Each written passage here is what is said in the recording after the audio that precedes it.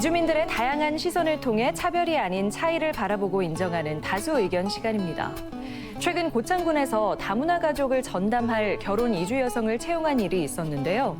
결혼 이주 여성이 우리 사회에서 활동하는 모습은 그리 많이 낯설지는 않지만 일자리의 다양성이나 기회 측면에선 아직 미흡한 실정이라 할 수 있죠. 오늘은 이주 여성의 취업 이야기 나눠볼까 합니다. 오늘 이야기 패널로 베트남 결혼 이주민 김지연 씨와 우즈베키스탄 결혼 이주민 조수아 씨 나왔습니다. 안녕하세요. 네, 김지연 씨는 현재 직장에서 근무 중이시잖아요. 네, 어떤 일을 하는지 소개 부탁드립니다. 네, 현재 제가 외국인 상담 지원 센터에서 8년차로 근무하고 있는 베트남 상담원입니다. 네. 저희 센터에서 베트남어뿐만 아니라 중국어, 카무디아어, 우즈베크 다양한 언어로 상담 지원하고 있습니다. 외국인을 위해서 단순한 동번역, 정보 제공부터 복잡한 부부간 등, 가족간 등, 가정폭력, 성폭력, 임금 체불까지 상담 지원하고 있습니다. 네, 그러니까 외국인을 위한 종합적인 민원을 처리해 주시는 거죠? 네. 네. 조수아 씨는 현재 일을 하고 계신가요? 저는 현재 지금은 요가를 주로 하고 있는데요. 이제 아이들 유치원 가는 시간에 남편 하우스 일 도와주고 가끔 또 번역, 통역하는 일도 하기는 해요. 이제 파트타임으로 일을 하고 계시는 건가요? 네. 네. 결혼 이주민이 취업할 때 아무래도 가장 큰 고민이 언어이지 않을까 싶은데요. 취업을 준비하면서 어려웠던 점이나 그 과정에 있었던 문제점 있다면 이야기 부탁드립니다. 네.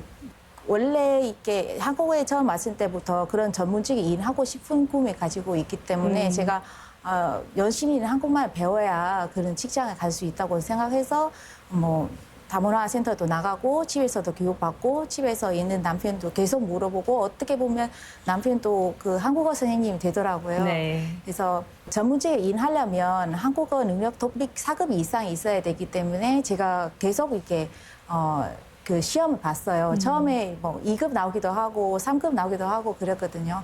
그래서 2013년 저희 지금 근무하고 있는 센터에서 그 채용 공고 봐가지고 이제 한번 지원서 내봤어요. 네. 다행히 면접에 합격해서 제가 2013년부터 지금 근무하고 있는 외국인 상담 지원 센터에서 근무하게 되었어요. 근데 합격만 하면 다 되는 줄 알았는데 쉽지 않았어요. 이제 근무하고 옛날에 저희는 입사 첫 해에 그 휴가가 없어서 2년 동안 휴가 없이 제가 근무했거든요. 하루도요? 네네. 그래서 어린 아이 키우다 보니까 휴가가 없으면 안 되잖아요. 그 아이도 아프고 감기 걸리고 폐렴까지 걸리는 경우가 있었어요. 그래서 휴가가 없다 보니까 이제 그 저녁에 퇴근하고 집에 가서 아이 그 응급실 입원시키고 링크 맞고 새벽에 또 퇴원시키고 또 다음날 또 그렇게 했어요. 굉장히 힘들었어요. 이제 여러 번 회사도 포기하려고 했고 방문 서비스 그 자녀 돌봄 서비스 있어요. 그 신청하려고 해도 이제 제가 이게 시골에 산다 보니까 교통편이 좋지 않아요. 선생님들이 이렇게 잘 모르는 경우도 있고 그래요. 이제 굉장히 힘들어요. 정말 시댁 식구들이 도움을 주지 않는 이상에는 계속 직장 다니기 네. 어렵습니다. 그러니까 안 그래도 어렵게 구한 일자리인데 육아랑 병행하는 게 정말 많이 어려우셨죠. 네. 조수아 씨도 혹시 이 부분 관련해서 하실 말씀 있으신가요? 네, 저도 아무래도 언어가 가장 어려운 점이다 생각하고 있습니다. 네. 한국어 모르기 때문에 본인이 원하는 자리 찾기가 힘들고 또 만약에 취직하게 돼도 한국 분들보다 월급이 적거나 일이 힘들거나 그런 경우가 많아요. 또 저 같은 경우는 요가 때문에 취업하기가 힘들어요. 그러니까 저도 시골에 살기 때문에 시골에 보면 시골은 넓지만 유치원이 하나뿐이다 되다 보니까 그렇게 애기 봐주는 시간도 짧아요. 그래서 취직하고 싶어도 그 시간 맞추기가 힘들어요. 그러니까 시골에 돌봄 같은 거는 없어요. 네. 그러니까 그것 때문에 가장 어려운 점이에요. 네, 얘기를 들어보니까 언어 장벽도 그렇지만 그것만이 문제는 아닌 것 같아요. 네. 이제 육아가 큰 몫을 하고 있는데 특히 경력 단절 여성은 한국의 큰 숙제이기도 한데 각자 나라에 비해서 한국의 여성 취업 문화가 어떻다고 생각하시나요? 저는 베트남이나 한국이나 거의 비슷하거든요. 저희 베트남에서 여성은 노동 인력 좀 대과수에 자취하고 있습니다. 네. 여성은 그 생활 그 생계 유지하는 그런 책임감이 있기 때문에 굉장히 이게 사회생활에 적극적으로 참여한 편인데 인자리가 하기 때문에 이게 많은 전문 여성들이 취업을 하고 있습니다. 베트남에서 그 서비스 산업에 좀 반반이 되는 나라인데 그래도 불구하고 전문 여성 친구들이 굉장히 그 취업하기 어려운 경우가 굉장히 많습니다. 뭐 한국에서는 서비스업에 전문 그 학생들은 알바식으로 하는데 네. 저희 베트남에서 전문 친구들이 그냥 자기 직업으로 뭐 취업하는 거지 알바라고 생각은 하지 않습니다. 네. 그 한국처럼 뭐 출산, 육아 때문에 일을 그만두는 경우도 많은가요? 네, 많습니다. 그러니까 전문직으로 일하고 싶으면 뭐 결혼 여부, 뭐 출산 계획에 다 따져서 이제 고용하거든요. 그런 거를 인해서 많은 여성들이 이게 취업을 못 하는 경우 있고요. 그러니까 출산하게 되면 이제 부모님들이 다 아이를 돌봐줘야만 일할 수 있어요. 네. 뭐 한국이랑 비슷한 것 같습니다. 우즈베키스탄은 어떤가요? 우즈베키스탄에서도 한국처럼 많은 여성들은 일을 해요. 네. 그러니까 일을 하고 근데 한국보다 제가 이제 와서 보니까 한국보다 수단이 좀 많이 적어요. 네. 2배로, 3배로 이렇게 적다 보니까 한국으로 오게 되면 무조건 취직하고 싶어요. 일단 많은 여성분들은 그 수단이 크다 보니까 힘들어도 언어 문제 있어도 무조건 취직하려고 해요. 그리고 또는요, 다른 점은 우즈베키스탄에서는 대부분 여자들은 결혼 일찍 해요. 네.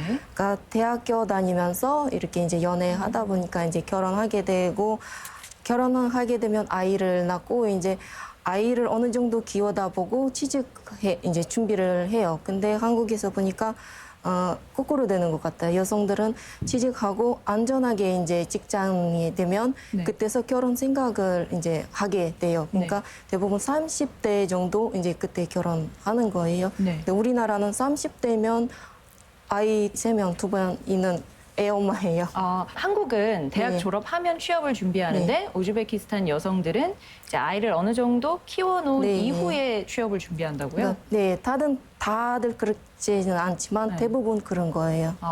그러면 아이 키우는 게 어려워서 일을 그만두거나 하는 건 좀 적겠네요. 그렇죠. 한국보다는 그런 거는 적어요. 네.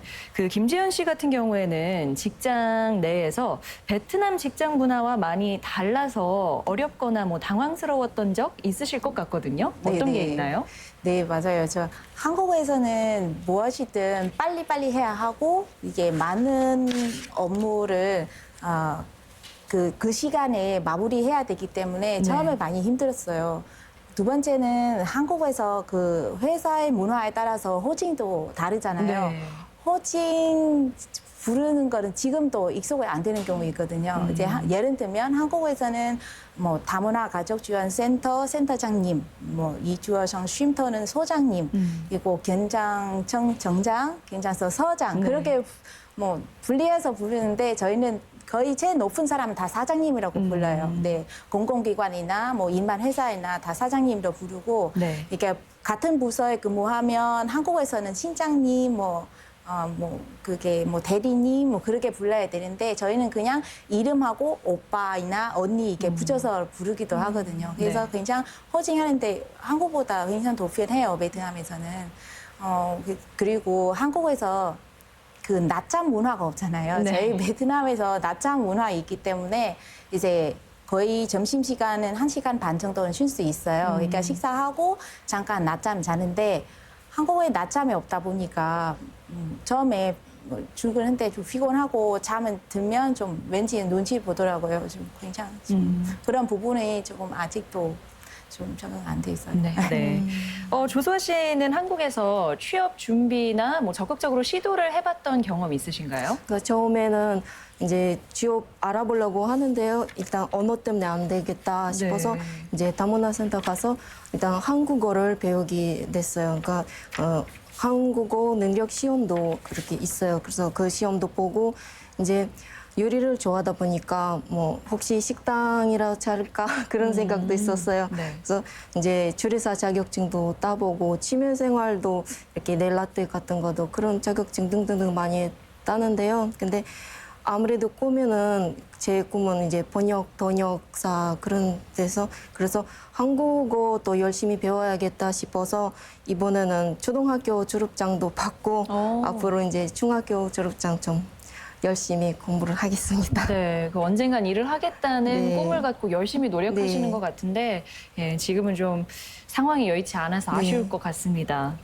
그 취업과 관련해서 결혼 이주 여성이 바라는 점을 두 분이 좀 대변해서 이야기해 주신다면 어떤 말씀하고 싶으세요?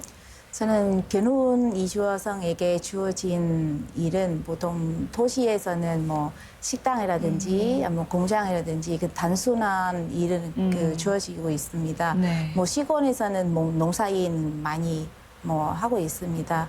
그래서 조금 고학력 한국어 실력이 있는 이주 여성들은 인사리가 많지 않아서 네. 굉장히 어려운 부분이 많습니다. 만약에 있더라도 자기 전문직으로 일하기는 어렵고 좀 보조 역할만 하고 있는 경우가 많습니다. 그래서 한국인과 달리 조금 더 뭐 특별하게 대우받는 건 아니지만 네. 그래도 이주 여성들이 한국에서 좀 뿌리 내려고 정착할 수 있는 그런 더 많은 인자리와 좀 차별 없이 안정된 그런 환경에서 근무했으면 좋겠다는 바람입니다. 그리고 이주 여성들이 능력도 있고 네. 일도 잘하고 조금 승진도 할 수 있고 정규직으로 전환해서 앞으로도 더 많은 일을 할 수 있는 한국 사회가 되면 좋겠습니다. 네. 조수아 씨? 저도 마찬가지 일을 많이 해보지는 않았지만 가끔 일을 하다 보게 되면 한국 분들보다 이제 일당이 좀 적고 그런 부분이 있어요. 그래서 앞으로는 좀 이주 여성들도 능력 있는 여성들 많아요. 계획을 주시면 감사하겠습니다. 네, 뭐 두 분 말씀처럼 결혼 이주민이라서 받는 차별 없이 자신의 역량대로 일자리를 찾을 수 있기를 바랍니다. 네, 오늘 두 분 말씀 고맙습니다.